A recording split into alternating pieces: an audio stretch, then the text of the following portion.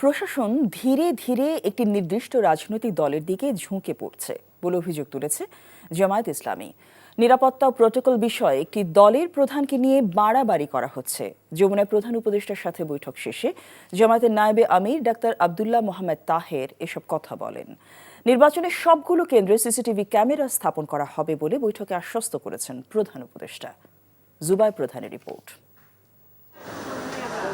প্রধান উপদেষ্টার বিশেষ আমন্ত্রণে সন্ধ্যায় রাষ্ট্রীয় অতিথি ভবন যমুনায় যান জামায়াতে ইসলামী আমির ডাক্তার শফিকুর রহমানের নেতৃত্বে 4 সদস্যের প্রতিনিধি দল। প্রায় ঘণ্টাখানেক বৈঠক হয় প্রধান উপদেষ্টার সাথে জামায়াতের শীর্ষ নেতাদের। এতে উঠে আসে নির্বাচনে মাঠ পর্যায়ে প্রশাসনের নিরপেক্ষতা, নির্বাচন কমিশনের ভূমিকা এবং ভোট কেন্দ্রে সিসিটিভি ক্যামেরা বসানো নিয়ে।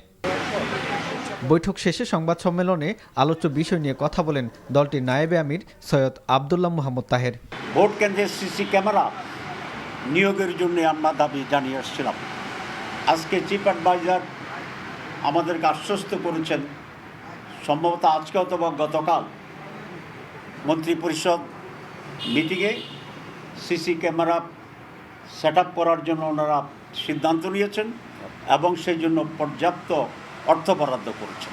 যে কোনো ধরনের চাপে নতি স্বীকার না করে যে দলেরই হোক, ইভেন জামাত ইসলামীরাও যদি হয়, তাহলে আরপিওর যে নিয়ম আছে সেই নিয়মের ভিত্তিতে যেন বৈধ এবং অবৈধ বিষয়টিকে ফয়সালা করা হয়। এ সময় নির্বাচনী আচরণবিধি লঙ্ঘন করে বিএনপির বিরুদ্ধে ফ্যামিলি কার্ড এবং কৃষক কার্ড বিতরণের বিষয়টি জাতির সাথে ধোঁকাবাজি বলে জানান সৈয়দ আব্দুল্লাহ মোহাম্মদ তাহের। যারা এ সমস্ত ইউনিভার্সিটি ভোট দিছে এরা এই জাতিরই একটা অংশ। ডাকসুতে শিবিরকে ভোট দিছে, সে বাড়িতে গিয়ে তো আর ছাত্র দলের পক্ষে থাকবে না। সুতরাং এটা খুব পরিষ্কার যে এই সকল নির্বাচন এদেশের মানুষের মাইন্ডে শুধু জাতীয় নির্বাচন না, প্রত্যেকটা বিষয়ে মানুষকে প্রভাবিত করছে। ভোটের দিন ভোট কেন্দ্রের ভিতরে আর্মিদেরকে ডিপ্লয় করা হবে কি? আমরা বলেছি শুধু আর্মি নয়, পুলিশ, র্যাব, আনসার কাউকেই ভোট কেন্দ্রের ভিতরে প্রবেশের অধিকার দেওয়া ঠিক হবে না।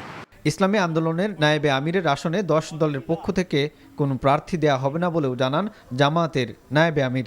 এই ঐক্য গঠনের ক্ষেত্রে ইসলামী আন্দোলনের অনেক ভূমিকা ছিল, আমরা তাদের সেই ভূমিকাকে শ্রদ্ধার সাথে স্মরণ করি।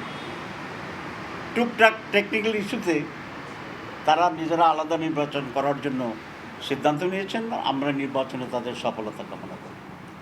আরেকটা কথা আপনাদের বলতে চাই, আমরা ইসলামী আন্দোলনের সম্মানে তাদের যিনি নায়েবে আমির আছেন তার আসনে আমরা কোনো ক্যান্ডিডেট না দেওয়ার সিদ্ধান্ত গ্রহণ করেছি।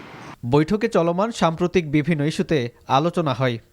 জুবায়ের প্রধান, এনটিভি নিউজ, ঢাকা।